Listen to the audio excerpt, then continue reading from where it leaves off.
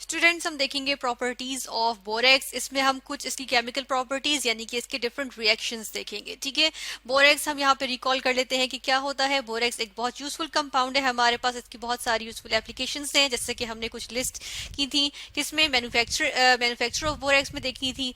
तो यहाँ पर हम देख लेते हैं बोरेक्स हमारे पास होता है सोडियम टेट्राबोरेट Na2B4O7। ठीक है, इस ये होता है। और इसमें समटाइम्स हम कहते हैं कि हमारे पास डेकाहाइड्रेट की फॉर्म में मौजूद होता है जो क्रिस्टलाइज आउट होता है, तो ये डेकाहाइड्रेट की फॉर्म में होता है, यानी कि 10H2O भी इसके साथ मौजूद होते हैं। ठीक है, तो यहाँ पर हम देख रहे हैं कि ये बेसिकली क्या है, ये सोडियम टेट्राबोरेट है। ठीक है, यहाँ पे इसका रिएक्शन देखेंगे। फर्स्ट ऑफ ऑल ये कि इसका सोल्यूशन अगर हम बनाएं तो वो अल्कलाइन इन नेचर होता है। ठीक है ना, ये मेरे पास सोडियम टेट्राबोरेट है, ठीक है, बोरेक्स है इनफैक्ट। तो इसका अगर हम सोल्यूशन बनाएंगे, यहाँ पर हम देखते हैं इसका सोल्यूशन जो बनता है तो उसमें क्या होता है, यानी कि यहाँ पर हम चलें H2O लिखेंगे, तो जब इसका सोल्यूशन देखते हैं तो वो हमारे पास अल्कलाइन होता है इस वजह से क्योंकि हमारे पास बनता है सोडियम हाइड्रोक्साइड। ठीक है, और साथ में हमारे पास बनता है बोरिक एसिड यानी कि H3BO3 जिसे हम कहते हैं बोरिक एसिड। ठीक है, अच्छा सोडियम हाइड्रोक्साइड यहाँ पर हम देखेंगे कि सोडियम हाइड्रोक्साइड हमारे पास एक स्ट्रॉन्ग अल्कली है। ठीक है,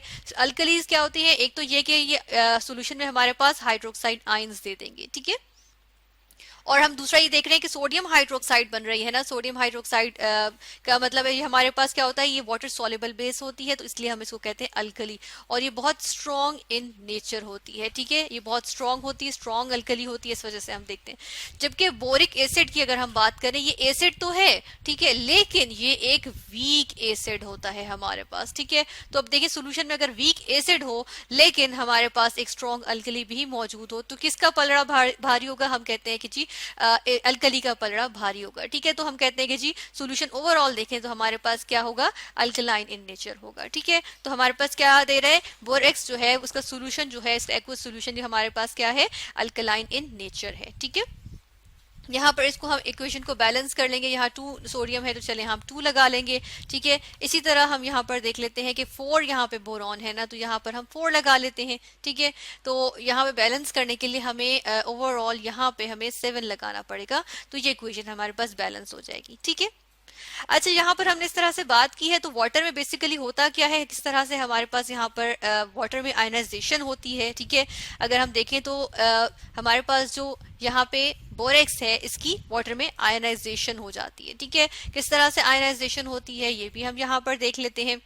यहाँ पर हम बात करेंगे, होता यह है कि हमारे पास वाटर के अंदर ये आयनाइज होके बना देते हैं सोडियम आयंस। ठीक है, और साथ में क्या बन जाते हैं, हमारे पास बन जाते हैं टेट्राबोरेट आयंस। ठीक है, B4O7। ठीक है, यहाँ पर हम लिखेंगे B4O7 और ये आ जाएंगे, ये हमारे पास इसके ऊपर जो है वो -2 का चार्ज होता है। ठीक है, टेट्राबोरेट आयन में। ठीक है, इस तरह से ये आ जाएगा।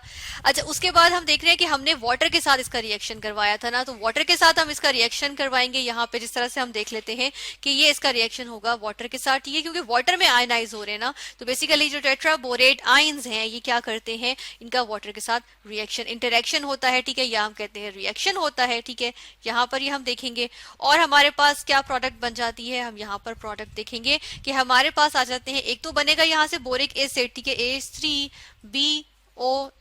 ठीक है, बोरिक एसिड बनेगा, और दूसरा हम यहाँ पर देखते हैं कि हमारे पास हाइड्रोक्साइड आयंस भी जो है वो प्रोड्यूस हो जाते हैं। ठीक है, फिर ये सोडियम आयंस और हाइड्रोक्साइड आयंस मिलके जो है वो हमारे पास क्या बना रहे हैं, सोडियम हाइड्रोक्साइड बना रहे हैं। ठीक है, जो कि एक स्ट्रॉन्ग अल्कली हमने कहा और उसकी वजह से हमने देखा कि अल्कलाइन नेचर का हमारे पास जो है वो इसका एक्वस सोल्यूशन आता है। ठीक है, यहाँ पर इस इक्वेशन को हम बैलेंस करेंगे। बैलेंस करने के लिए हम देख रहे हैं कि यहाँ पे हमारे पास 14, यहाँ पर हमारे पास क्या हो गए हैं, हाइड्रोजन। तो इसके लिए हमें क्या करना पड़ेगा, यहाँ पर 2 लगाते हैं और यहाँ पर हम लगाएंगे 4। ठीक है, तो ये हमारे पास बैलेंस हो गए और ये ओवरऑल हमारे पास एक बैलेंस्ड इक्वेशन आ गई है। ठीक है, इसके अलावा यहाँ पर हम देख लेते हैं ऊपर वाली इक्वेशन, इसमें हमें 2 लगाना पड़ेगा इसको बैलेंस करने के लिए, ये भी बैलेंस्ड इक्वेशन हो गई है।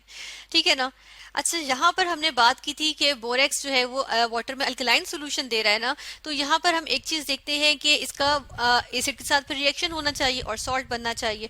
तो हम क्या करते हैं, यहाँ पे इसका रिएक्शन देखेंगे एसिड के साथ, इसके लिए हम यहाँ पर ले आए बोरेक्स दोबारा से। ठीक है, और इसका रिएक्शन देखेंगे हम किसके साथ, एक एसिड के साथ देखेंगे। ठीक है, और एसिड हमारे पास यहाँ पे है हाइड्रोक्लोरिक एसिड। ठीक है, इसके साथ हम रिएक्शन देखते हैं। अच्छा, यहाँ पर हमारे पास साथ वाटर भी होगा, क्योंकि हमने वाटर में ही इसकी आयनाइजेशन देखी थी ना, कि वाटर में अल्कलाइन सोल्यूशन बना था। तो ये सोल्यूशन फॉर्म में ये हमारे पास ये पूरा मिक्सचर मौजूद होगा। ठीक है, बेशक हम चले ऐसा करते हैं कि सॉरी वाटर को भी ऊपर ही लिख देते हैं। ठीक है, यहाँ पर हम वाटर को भी मेंशन कर देते हैं। ठीक है, यहाँ पर हम करेंगे प्लस H2O। ठीक है, हमारे पास प्रोडक्ट में क्या चीज बन जाती है, यहाँ पर हम ये देखेंगे। प्रोडक्ट में हमारे पास आ जाता है सोडियम क्लोराइड बन जाता है। ठीक है, सोडियम आइंस हमने कहा था ना वाटर में रिलीज होते हैं, तो हमने देखा कि सोडियम आइंस आए और हाइड्रोक्लोरिक एसिड के जो क्लोराइड आइंस थे, तो इन्होंने मिलकर सोडियम क्लोराइड बना लिया। ठीक है, और साथ में क्या बन रहा है, हमारे पास बोरिक एसिड बन जाता है। ठीक है, H3BO3। ठीक है, बोरिक एसिड बन गया। ठीक है, इस तरह से ये हमारे पास रिएक्शन आ गया। इस इक्वेशन को हम यहाँ पे बैलेंस करेंगे। बैलेंस करने के लिए हम देख रहे हैं यहाँ 2 सोडियम है, तो चले यहाँ पर 2 लगाएंगे, फिर यहाँ पर भी हमें 2 लगाना पड़ेगा। ठीक है, तो उसके बाद फिर हम देखते हैं कि इसकी वजह से हम यहाँ पर 4 लगाएंगे और यहाँ पर हमें 5 लगाना पड़ेगा। ठीक है, तो ये इक्वेशन हमारे पास बैलेंस्ड इक्वेशन आ जाएगी। इसी तरह अगर रिएक्शन देखें तो बिल्कुल इसी तरीके से हमारे पास रिएक्शन आ जाता है। किसके साथ, यहाँ पे रिएक्शन आ जाता है, हम देखेंगे बोरेक्स का रिएक्शन एक और एसिड के साथ देख लेते हैं। जिस तरह से यहाँ पे आ जाएगा सल्फ्यूरिक एसिड H2SO4। ठीक है, ऐसे ही रिएक्शन होगा, वाटर साथ में मौजूद होगा और हम यहाँ पर देखते हैं कि हमारे पास क्या बनेगा। अच्छा, यहाँ क्लोराइड बना था, तो यहाँ पर सोडियम किसके साथ बनाएगा, कंबाइन करेगा, सोडियम आइंस और सल्फेट आइंस कंबाइन करेंगे। ठीक है, तो यहाँ पे हमारे पास बनेगा Na2SO4। ठीक है, सोडियम सल्फेट, ऊपर सोडियम क्लोराइड बना था, नीचे यहाँ पे हमारे पास बनेगा सोडियम सल्फेट। ठीक है, और साथ के साथ हमारे पास बोरिक एसिड तो बनेगा ही। ठीक है, तो यहाँ पर हम जो है वो बोरिक एसिड को यहाँ से कॉपी कर लेते हैं। चलें, तो यहाँ से हमने कॉपी किया, यहाँ पे हमने लिख दिया कि दूसरी प्रोडक्ट जो बनी है वो क्या है, बोरिक एसिड। ठीक है, यहाँ पर इस इक्वेशन को हम बैलेंस करेंगे। बैलेंस करने के लिए हमें यहाँ पर 5 लगाना पड़ेगा। ठीक है, यहाँ पे तो ये इक्वेशन हमारे पास बैलेंस्ड इक्वेशन आ जाएगी। एक और रिएक्शन देख लेते हैं। यहाँ पे लास्ट वन देखेंगे हम किसके साथ, अमोनियम क्लोराइड के साथ रिएक्शन देख लेते हैं। ठीक है, यहाँ पर हम रिएक्शन देखेंगे बोरेक्स का किसके साथ, अमोनियम क्लोराइड सॉल्ट के साथ। ठीक है, तो यहाँ पर लिखा हमने ये बोरेक्स, और साथ में हम रिएक्शन देखेंगे NH4 अमोनियम क्लोराइड। ठीक है, Cl क्लोराइड। ठीक है, अमोनियम क्लोराइड के साथ इसका रिएक्शन देखें तो हमारे पास यहाँ पर क्या बनता है, अच्छा सोडियम और क्लोराइड यहाँ पे ये दोनों आइंस मिलके सोडियम क्लोराइड तो बनाएंगे। ठीक है, यहाँ पे सोडियम क्लोराइड आ गया। साथ के साथ हमारे पास और प्रोडक्ट्स भी आती है, जैसा कि बोरिक एनहाइड्राइड भी यहाँ पे प्रोड्यूस होता है।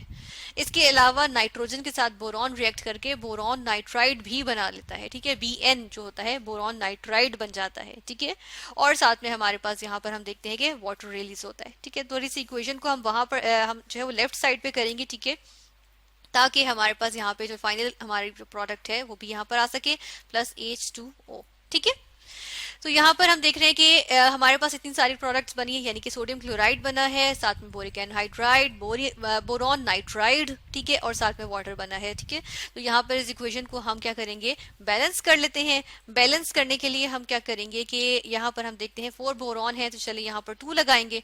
2 लगाएंगे तो यहाँ पर भी हमें 2 लगाना पड़ेगा। ठीक है, और साथ में फिर हमें यहाँ पर भी 2 लगाना पड़ेगा। नेक्स्ट हमें ओवरऑल हाइड्रोजन को बैलेंस करने के लिए यहाँ पर 4 लगा लेते हैं। तो ये इक्वेशन हमारे पास बैलेंस हो गई। इस तरह से हमने यहाँ पर कुछ केमिकल रिएक्शंस देखे बोरेक्स के, जिस तरह अमोनियम क्लोराइड के साथ, 2 एसिड्स के साथ, और साथ में हाइड्रोलिसिस देखी बोरेक्स की। तो हमने यहाँ पर केमिकल प्रॉपर्टीज ऑफ बोरेक्स की बात की।